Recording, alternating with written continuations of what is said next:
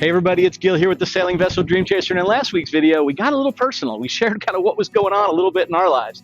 This week we're going to check out the marina at Atlantic Highlands, take a look at the NOAA and the Coast Guard station out at Sandy Hook, and do a little bit of yard work. Quite frankly, some things I haven't done in a long time. I'm also going to show a little bit of a medical piece of information. I touched on it a little bit last week, and I thought I'd go into a little bit more detail this week. I know I've mentioned before, I'm blessed to work remotely. It gives me the flexibility for the kinds of things I've been having to do the last few weeks. But working remotely also means you rarely get to work with your coworkers. And because I was up here in New Jersey, I have a coworker that lives in Pennsylvania. We got together, met at a Starbucks, spent 4 or 5 hours kind of working together there. It was nice to do that. But while I was heading over that way, I got to see a couple of areas I hadn't been before. It was just over the New Jersey border, over the Delaware River into Pennsylvania. This cool little town called Yardley, and a Starbucks like I'd never seen before. You know, they're always very modern and sitting in a strip mall or something like that, or a standalone building. This was a little standalone building on a waterway. It actually had outdoor seating, and you could sit at the tables, and it sat on this little pond that overlooked this, quaint little church in the background. It's just a cool experience for a Starbucks. Anyway, it was really neat getting to work with somebody, and I'll kind of show you a little bit of this area. The Delaware River was kind of cool looking with really old bridges and stuff like that. So I'll show you a couple of those things too. I guess this is the historic Trenton Tunnel. Not sure exactly what that means, or doesn't even look like we're underwater. I think it just like on the edge of a mountain. I wouldn't even say mountain, on the edge of a hill. I don't know what the hell this is.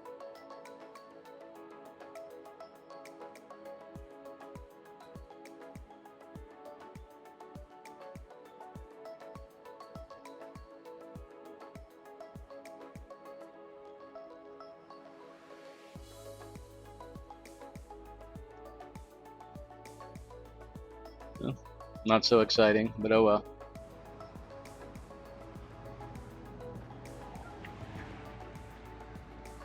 So it's kind of wild. This is on one side of the road. You can see the road right here. And then if you look out down this way, there's that Delaware River way down there.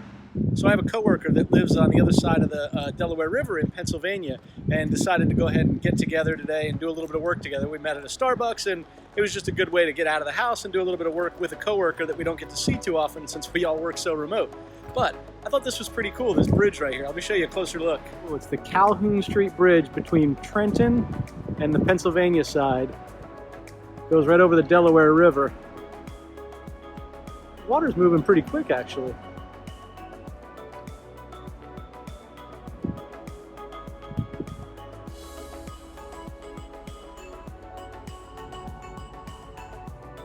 In case you didn't see that sign, horses are not permitted on this bridge.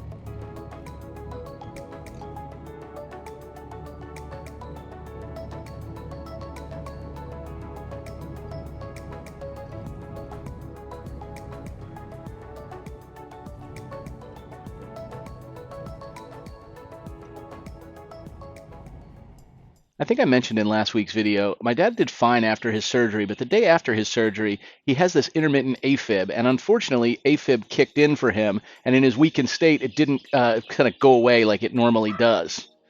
I'd be damned if I go to my dad's house, and on the 25th, so a little after 3 weeks of being here, I sit down one night, I'm getting ready to lay down and watch some TV, and all of a sudden I feel my heart pound, and I get intermittent Afib. I'd be darned if I didn't go into Afib. For those that don't know, it's called arterial fibrillation, and essentially what it means is instead of your heart kind of pumping in a regular rhythm with a full sort of squeeze, if you will, instead what happens is it does little tiny pulses, and it's caused from an electrical interference around the heart. Depending on your risk factors, which I have very few, there's sort of a simple way to do it. And I do something that's called essentially pill in a pocket. I carry medicine. If it happens, pop 4 of these things, and usually within 12 hours, I'm sort of back in stride again. But when it occurs, and lucky for me, I feel it. Like my dad said, he doesn't feel it when he goes into it, but I immediately feel it. I know within 1 minute of going into AFib, I can feel it in my chest. So I can act upon it pretty quick. What you don't want to do then is exert yourself. When I do this, my heart rate could easily be above 140 beats per minute. And you don't want to do that for 10, 12 hours at a time while exerting yourself, right? You can cause some issues. The biggest risk factor, sadly, with AFib is a stroke. That pulsing of the heart doesn't necessarily allow blood to circulate out of all the chambers of the heart, and potentially it can coagulate and get a little thicker. If it does, and it kind of little clot could push off into one of the veins and ultimately cause a stroke. That's the fear of this, right? And that's the reason why a lot of people that have AFib are on blood thinners and things like that to help prevent it. Because my risk factors were so low, I don't have to actually do that part of it. But it's still a little worrisome, and I think this might be the first time I've ever had it when I was by myself. So I immediately took my medicine, I slowly walked upstairs, I laid down in bed, and I went to sleep. Because if not, I will mind screw myself. It's not pretty. I'll show you a couple of different heart rate things on what my heart rate normally looks like versus what it looks like in AFib. And I talked to my cardiologist about this. The neat thing is I can just use the little health app on most phones where you put your finger against the back camera with light and it checks your heart rate. Now, it's not a full EKG, but you'll see the difference. And anytime I'm not sure, I just check it and it becomes obvious. So here I am at my dad's house. Been taking care of him for a few weeks, and I'd be darned if right after dinner I can go into AFib. Yeah, I've been laying here for a few hours now. Thought I was out of AFib, but I just rolled over to pick up my phone to measure my heart rate, and I don't quite think I am yet, but let me measure it, see what I got going on. It's not out yet. I thought it was. The good news is I laid here real still long enough that I kind of relaxed my breathing and slowed it down, and I definitely felt a little smoother. So I'm probably just going to do that again. Hopefully I just fall asleep. Usually that's the best thing, because if not, I end up mind screwing myself for a little bit, worrying about it. It's so silly, but anyway, put my phone down and turn the light off and go back to sleep. All right, it definitely does feel like I'm out of AFib now. It's like 5:30 or something in the morning, which is good. Let me check it out. Yep, with a heart rate of 66 and a regular rhythm. That's good. Here's 2 screenshots of in AFib, and then this is what it looks like when you're not in AFib. It's a pretty obvious difference. Sir, I'm in Atlantic Highlands, New Jersey, and what you're seeing right across the waterway here is New York City. This is Raritan Bay, and if you just go north across this bay from this part of New Jersey, you're right up into the city. There we go, right across Raritan Bay, you can see New York City. What you're looking at right there is Brooklyn closest to us, and then beyond that is Manhattan. That bridge right there is called the Verrazano Narrow Bridge.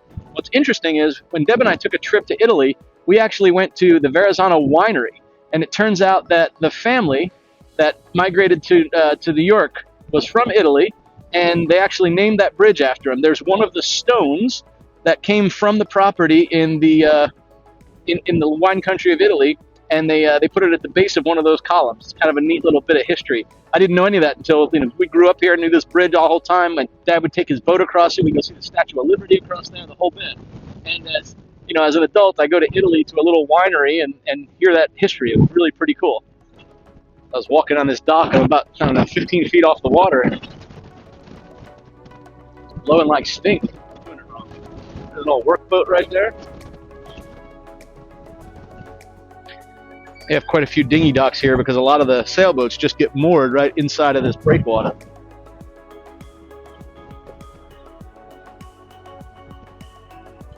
The Atlantic Highlands Marina. I love the sound of the wind whipping through all the rigging up here. Sounds pretty cool. It's, some of these enclosures are pretty amazing. Like, look at that one up there. It zips up tight. It has a door to open it up in it. Goes around all the rigging. Darn near looks waterproof too. They're nice. was really windy out at Atlantic Highlands Marina, and the sound quality ended up not being very good. But it was cool as I walked through that boatyard to hear that wind howling through the rigging. I miss that sound of a bunch of sailboats in a marina when the wind picks up and you start to hear the clanking and the howling of the wind through the rigging. Where we are today, there's only about 4 or 5 sailboats in there, so we don't get that sort of harmonic hum that comes with that loud wind. I kind of miss it. After going to Atlantic Highlands, I decided to go over to Sandy Hook. Sandy Hook is a small beach area that's sort of a hook shape that goes out into that Raritan Bay between the New Jersey side and the New York side. When we were kids, we used to go out there quite a bit. We'd go surf fishing. We would swim either on the ocean side or the Intracoastal Waterway side, the protected side. Heck, even when my dad had his boat, we would go out that Intracoastal Waterway.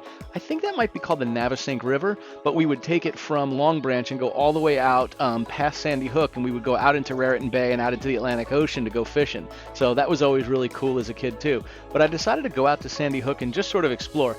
It was cold, so I didn't want to go in the water, but the cool thing is there's a Coast Guard station and there is a military base all out at the very end of Sandy Hook. So I decided to go check it all out and drive around. I haven't done that since I was a kid, so you see things through a very different lens as an adult. I'll show you some of those scenes. Out at the Sandy Hook area, it's kind of neat. I can actually see the sea spray coming off the waves today. I don't know if you can see it just over the top of the sand. I'll walk down there and check it out. It's cold though. Look how big this shell is. Almost as big as my hand, look.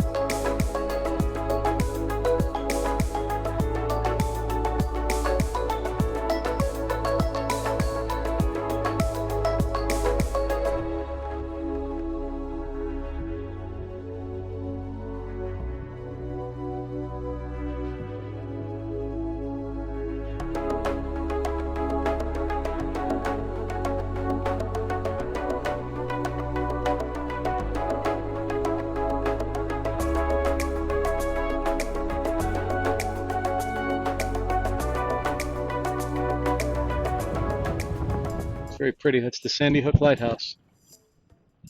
This is Fort Hancock. It's Coast Guard and NOAA stations now out on Sandy Hook, New Jersey. I'm assuming that's left over from Hurricane Sandy. It's sad.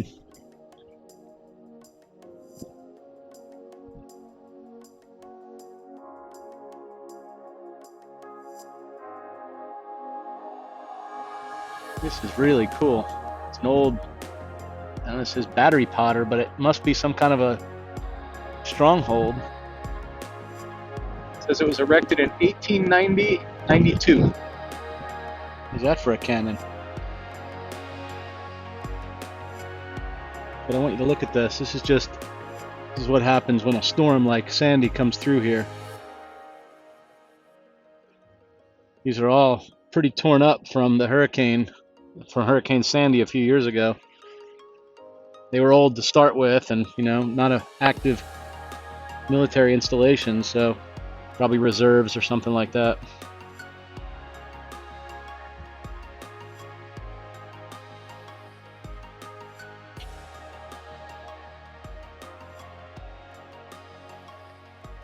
Wouldn't be bad to be stationed out here though. Not a bad view, because on the right hand side it's all water right there, Raritan Bay.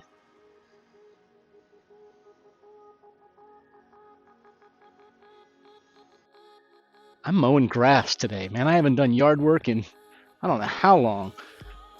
Hell, I haven't had a house or a yard in so long. So, picking up pine cones and little branches and stuff that are sitting in the yard so that ultimately I can go ahead and run the mower. It's been a long time since I've mowed grass. For the record, we've lived on our boat now for 8 years, which means it's been at least 8 years since I pushed a lawnmower. And probably before that, there was a time when I think we lived in an apartment for almost 2 or 3 years, so I didn't do it then either. So this is going to be quite the experience.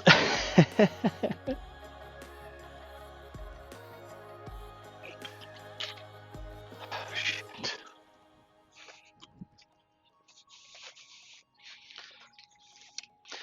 Well, holy shit, my gimbal just fell down, and the phone was in it, and it fell out, and it doesn't appear to be cracked, so I think I just lucked out.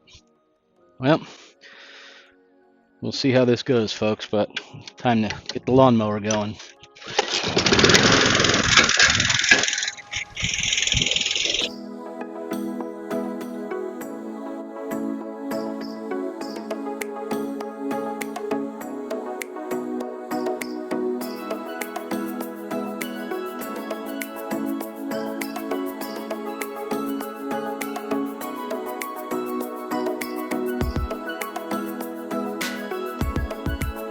Well, been a little while since I've done that, but got the grass mowed, so that is good. That's done. I'll be going up to see my dad here in just a few minutes. He's finally in physical rehab, and honestly, I think he's on the road to a good recovery now. So they were doing some exercises this morning, had him sitting up in the bed doing some leg lifts, so hopefully get his strength back and be able to, again, be able to walk and live on his own and do all the things that he was doing the day before he went in for his surgery.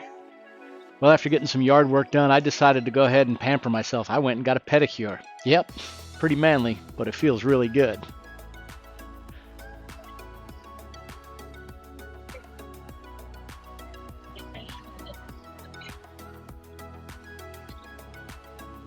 Well, with that relaxation out of the way, I think I'm going to end this particular video.